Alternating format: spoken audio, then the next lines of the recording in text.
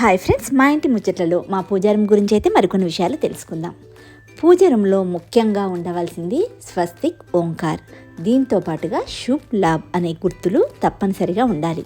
లక్ష్మీదేవికి ఎంతో ప్రీతికరం ఈ స్వస్తిక్, ఓంకారం, శుభ్ లాభ్ అనే గుర్తులు.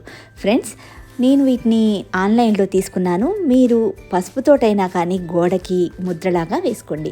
ఇంకా ముఖ్యంగా చెప్పాలి అంటే నేను పూజా రూమ్ వాల్ని పాలిగ్రానైట్ షీట్స్తో డిజైన్ చేయించుకున్నానండి. దీనివల్ల మనకి పూజా రూమ్లో జిడ్డు అనేది ఎక్కడా పట్టదు. క్లీనింగ్ కూడా చాలా ఈజీగా ఉంది.